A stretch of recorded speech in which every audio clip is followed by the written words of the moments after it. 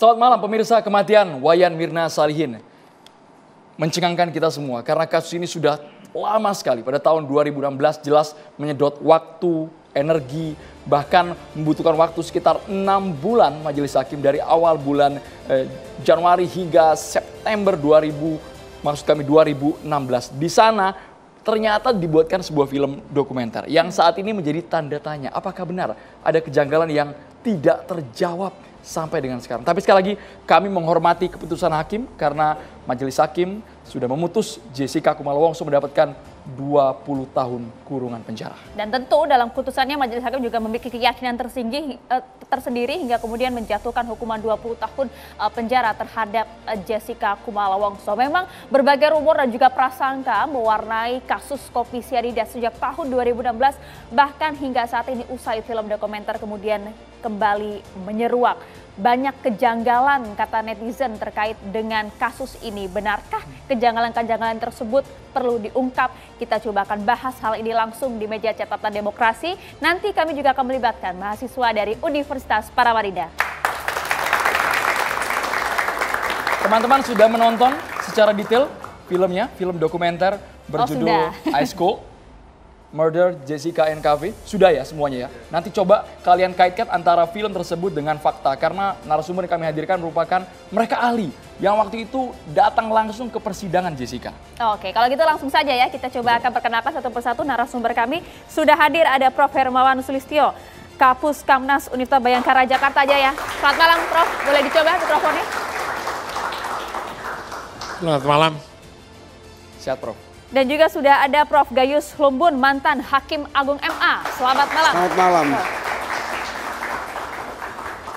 Kami juga menghadirkan ini merupakan saksi ahli persidangan kasus kopi sianida Ibu Dewi Harun. Selamat malam Ibu Dewi Harun.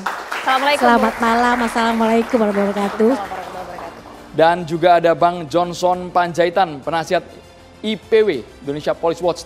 Bang Johnson. Selamat malam Andrew. Ini satu lagi kalau hadirin sekalian melihat ya? kursi kosong, ini juga merupakan ahli pidana yang waktu tahun 2016 hadir pula di persidangan, yakni Prof. Edi Hiarits yang saat ini sudah menjabat sebagai Wamenkumham Republik Indonesia. Sesaat lagi akan hadir di studio catatan demokrasi ya. Kita tunggu bersama. Kita langsung ke Ibu Dewi Harun. Kita tahu Ibu Dewi Harun sangat memahami secara jelas Ibu Dewi Harun karena juga hadir sebagai ahli. Tapi kita minta komentar dari Bang Johnson Panjaitan terlebih dahulu Ibu Dewi Harun karena polisi saat ini sedang disoroti Bang. Yang menangani waktu itu ada wajah Ferdi Sambo ternyata. Netizen biasanya maha benar, dikait-kaitkanlah dengan kasus cocokologi Bang. Jessica Kumala Wongso. Ini betul-betul sudah objektif penyidikan pihak kepolisian atau bagaimana Bang? Yang pertama saya mau mengatakan begini ya. Ini kan catatan demokrasi ya, bukan buat promosi Netflix. Ya saya harus bicara tegas seperti itu. Yang kedua, ini menjadi penting karena ini ada soal, karena ada Prof. Gayus di sini, ada Prof. Kiki juga. Ini ada soal etika dan ada soal moral. Jadi saya harus, kita harus sangat hati-hati. Kita bukan sedang bermain film atau sedang memainkan skenario. Karena ini ada aparat-aparat penegak hukum yang bukan kita bermaksud mengadili mereka, ya kan? Karena ini sudah divonis dan sudah berkekuatan hukum tetap.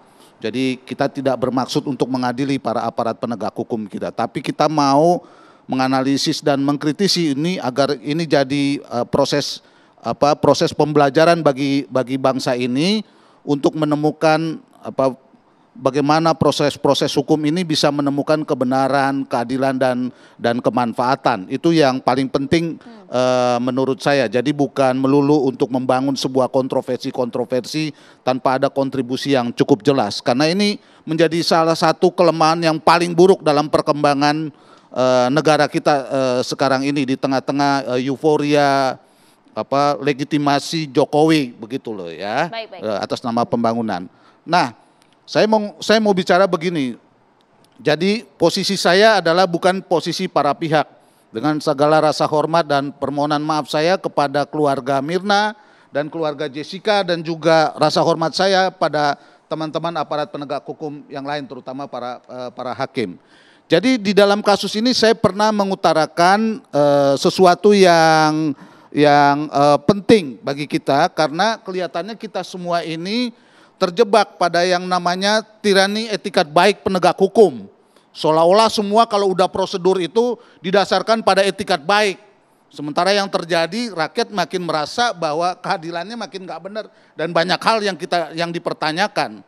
Seolah-olah apa yang kita lihat dan dipertontonkan di mana-mana, terutama sekarang karena kita berada pada dua dunia begitu ya, antara dunia nyata dan dunia maya adalah dua hal yang berbeda. Ya, seolah-olah kalau ini dimunculkan di TV karena ini prosedur ini kan baru dan pada waktu itu menimbulkan kontroversi, Prof. Gayus, karena apakah memang boleh di setiap persidangan ini ada siaran-siaran langsung. Kalau nggak salah waktu itu sempat dikeluarkan juga surat edaran yang dalam waktu yang beberapa bulan begitu, karena saya juga ikut terkena tidak boleh menyiarkan seperti ini. Jadi saya kira ini proses pembelajaran bagi bangsa kita. Ya, maksudnya tirani etikat baik proses penegakan hukum ini begini, ya kan?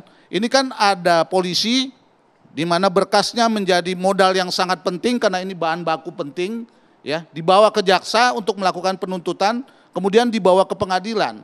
Pertanyaannya adalah apakah bahan baku ini sudah diproses sesuai dengan ketentuan hukum yang berlaku secara benar, ya? Kalau dalam kasus Jessica ini secara konkret seperti apa? Banyak hal yang tidak benar karena mengundang banyak kontroversi di situ. Harus ada datanya. Ya, nah kemudian berkas ini dilimpahkan ke kejaksaan dan kemudian dilimpahkan ke pengadilan. Nah di pengadilan kita melihat betapa banyak dan pada waktu itu saya mengalami krisis kepercayaan terhadap pengadilan kita. Sampai sekarang pun begitu. Apakah proses-proses pengadilan ini membawa bangsa ini terutama para korban dan juga masyarakatnya ke arah kebenaran dan keadilan dan kemanfaatan. Dan saya terus terang saja setelah 7 tahun kasus ini berjalan, saya tidak melihat itu. Kontroversi itu masih terjadi. Konkretnya dalam kasus ini apa yang membuat Anda penuh kejanggalan? Yang pertama tentu saya mau mengatakan begini ya. Sampai sekarang ini apakah memang secara jelas terbuka dan sesuai dengan keyakinan hakim dan rasa keadilan kita matinya karena sianida, ya kan? Karena saya mengalami dan Mas Kiki juga mengalami sebelumnya arsenik, saudara kita Munir. Apakah itu telak seperti itu? Yang kedua tentu saya terus terang saja agak gelisah karena ada soal-soal bahan dokumen yang diminta dari polisi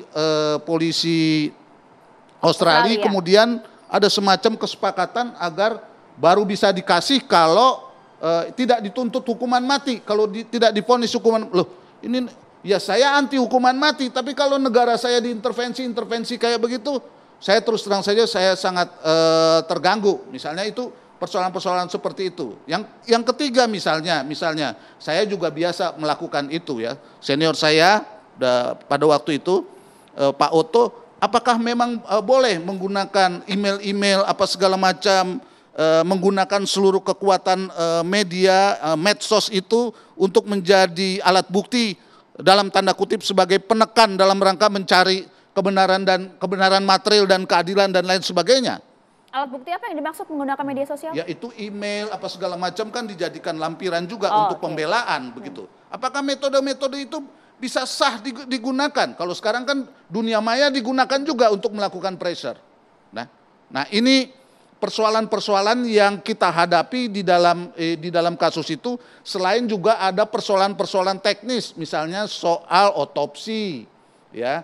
Ada soal-soal ya ini bidangnya Ibu Dewi, soal psikologi misalnya. Dan saya melihat dan menyaksikan bagaimana ahli-ahli yang berasal dari luar negeri pulangnya ditekan gitu loh. Dideportasi Bang pulangnya Bang? Ya itulah, terserah lah, pokoknya yang paling konkret itu kan ditekan. Tapi Bang Johnson seperti ini, itu kan konstruksi hukumnya kalau kita runut berbulan-bulan sidang larut Bang, sangat lama sekali. Tapi kalau kita persingkat, ini bukannya bermaksud flashback, menyalah-nyalahkan para penyidik yang sudah bekerja ekstra keras, tapi kan mereka punya alat bukti Bang. Ada CCTV di sana, kemudian ada kesaksian, ada puluhan ahli yang juga dihadirkan. Ada ahli toksikologi, ada ahli patologi, psikologi, ahli forensik. Bukannya itu sudah terang benderang Bang? Justru itu membuat kita melihat ini tidak terang benderang. Misalnya Andro ngomong CCTV, tidak terlihat dia memasukkan barangnya kapan Jessica itu. Sangat Tidak terlihat, sampai sekarang bisa dicek itu. Bisa dicek dan bisa dilihat bagaimana begitu. Nah, jadi ini juga masalah-masalah teknis dan juga misalnya ada kesalahan pada waktu itu otopsi kecil atau otopsi ya, yang tidak yang hanya sampel. sebagian saja. Ya, sebagian saja gitu ya. Bukan Itu seluruh juga tubuh, tapi hanya bagian lambung saja. Iya, soal teknis yang seperti ini kan menjadi bahan yang penting pada waktu itu diuji di peradilan dalam rangka mencari kebenaran material dan menjadi pertimbangan sehingga hakim yakin, ya. Kemudian dia merasa memutuskan pasal 340 kepada Jessica dengan hukuman 20 tahun. Tapi kan sebenarnya polisi sudah mendorong pihak keluarga untuk otopsi menyeluruh. Tapi pihak keluarga, orang tua dari almarhumah Mirna Salim tidak mau sama sekali karena takut hancur bagian tubuhnya. Jadi hanya sampel bagian lambung, Bang Johnson. Iya, justru itu yang jadi masalah. Kelemahan seperti itu kan wajar saja dimaksimalkan oleh tim lawyer pada waktu itu untuk menguji supaya kita bisa mendapatkan kebenaran material sehingga hakim yakin, ya, dan dia memutuskan. Tapi pertanyaannya, apakah semua ini menjadi ada kebenaran, ada keadilan, dan ada kemanfaatan bagi kita semua? Kira-kira gitu. Itu pandangan dari Bang Johnson ya. Nanti kami minta narasumber lainnya juga untuk menanggapi hal ini. Tapi sudah hadir, kita undang terlebih dahulu Wamenkumham Republik Indonesia, Prof. Edi Hiarit. Silakan masuk, Prof. Selamat malam. Teman-teman, pemirsa, kalau Anda ingat Prof. Edi Hiarit ini juga merupakan ahli pidana di persidangan Jessica Kumala Wongso pada tahun 2016. Jadi mengikuti betul karena waktu itu Prof. Edi sempat jadi perdebatan. Ini motifnya apa sih? Tidak terungkap sampai sekarang. Bahkan Prof. Edi mengatakan, seingat kami Prof, di TV One kala itu tidak perlu ada motif yang menjadi prioritas sehingga kasus ini bisa diusut sampai dengan vonis. Prof. Edi Hiarit. Silakan. Saya kira publik keliru mencermati pernyataan saya. Bahwa pembunuhan berencana itu pasti ada motif. Tetapi motif itu tidak perlu dibuktikan. Sekali lagi saya tekankan, motif itu tidak perlu dibuktikan. Pasal 338 dan pasal 340 KUHP itu tidak mensyaratkan motif untuk dibuktikan. Berbeda dengan pasal pembunuhan dalam KUHP Jerman. Kalau dalam pasal pembunuhan dalam KUHP Jerman itu dia menyebutkan motifnya itu sakit hati, ingin mengambil keuntungan dan lain sebagainya. Jadi publik keliru menangkap apa yang saya sampaikan. Saya katakan berulang kali, bahkan di Ice Court itu saya katakan bahwa konstruksi pasal 340 itu tidak perlu membuktikan motif. Jadi kenapa penuntut umum harus capek-capek membuktikan motif? Yang dia buktikan itu adalah bestandilan delik, elemen-elemen, unsur-unsur pasal. 338 dan 340 itu tidak ada motif di situ. Bahwa motif itu kan sebagai hal yang akan meringankan atau memberatkan pelaku, tetapi sekali lagi itu tidak perlu dibuktikan. Ya, jadi bukan tidak ada motif, tapi motif itu tidak perlu dibuktikan. Cukup di situ bahwa ada hubungan kausalitas, ya sudah. Kalau itu terbukti selesai. Oke, untuk motif memang tidak perlu dibuktikan. Tapi tadi Bang Johnson sempat mempertanyakan, Prof, mengapa kemudian kalau begitu tidak ada satu hal pun yang kemudian membuktikan Jessica misalnya membeli sianida, menuangkan juga sianida hingga putusan itu kemudian keluar? Di dalam hukum pidana itu tidak ada hierarki alat bukti. Itu mengapa penyebutan pasal 184 KUHP bunyinya adalah A, B, C, D, E, bukan 1, 2, 3, 4. Dan tidak perlu ada saksi mata yang melihat, karena ada 7 jenis alat bukti. 7 jenis alat bukti itu yang namanya direct evidence, bukti langsung, yang sering kita sebut dengan istilah saksi mata, itu kan hanya 1/7. Dan itu memang tidak perlu. Ada kasus pembunuhan di Bogor yang waktu itu sempat diungkapkan oleh Gultom sebagai salah satu anggota majelis hakim, itu pun tidak ada saksi mata yang melihat. Saya mau katakan begini, dalam perkara pidana itu hakim memutus berdasarkan keyakinan. Bahwa dia akan conviction en time, keyakinan penuh seperti di Amerika, ataukah conviction raisonné seperti di Perancis, ataukah kita negatif betelak bawes teori ya, jadi alat bukti ditambah dengan keyakinan. Tetapi saya ingin mengatakan bahwa dalam perkara pidana dimanapun di muka bumi ini yang dipegang itu adalah keyakinan. Dan tidak ada hierarki alat bukti. Tidak ada yang mengatakan bahwa untuk membuktikan satu kasus itu harus ada direct evidence, enggak ada. Jadi ada saya katakan ada 6 jenis bukti lainnya. Ada circumstantial evidence, ada documentary evidence, ada scientific evidence. Jadi itu semua dibuktikan di persidangan. Persis. Dan saya ingin mengatakan bahwa dalam kasus Jessica ini, mengapa saya begitu yakin, saya membaca itu Saya pengalaman sebagai ahli di pengadilan itu bukan 1-2 kali, lebih dari 100 kali. Saya ketika kasus Jessica itu, berita acara pemeriksaan saya lebih dari 200 halaman. Karena saya membaca seluruh keterangan ahli dan keterangan saksi, bahkan saya melihat 9 CCTV dihadirkan untuk saya melihat dulu baru saya memberikan keterangan. Ada 2 keterangan ahli yang membuat keyakinan bagi saya bahwa memang pelakunya Jessica adalah kesaksian yang diberikan oleh Profesor Roni Niti Baskara dan juga yang diberikan oleh Dr.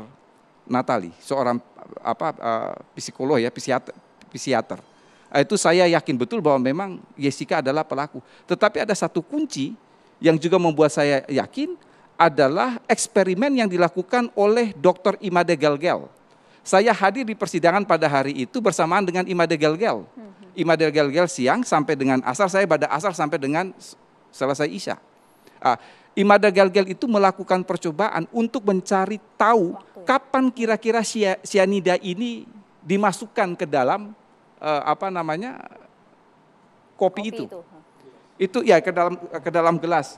Itu percobaan dari Imade Gelgel itu yang membuat yakin bahwa memang Jessica itu adalah pelaku. Karena kalau kita lihat possibility siapa yang akan menjadi tersangka kan orang-orang yang berada di sekitar situ. Pada waktu itu. Betul. Termasuk adalah barista. Oleh karena itu Dirtipidum Polda Metro Jaya waktu itu melakukan pemeriksaan kepada saksi-saksi kunci di Oliver Cafe itu dalam waktu yang bersamaan kepada 3 orang tetapi berbeda tempat.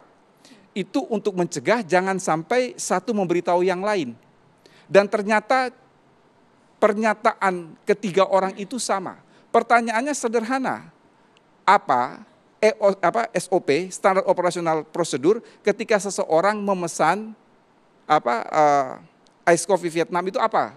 Semuanya menjawab sama. Maka kalau kita lihat kan, kalau orang melihat ini kira-kira siapa?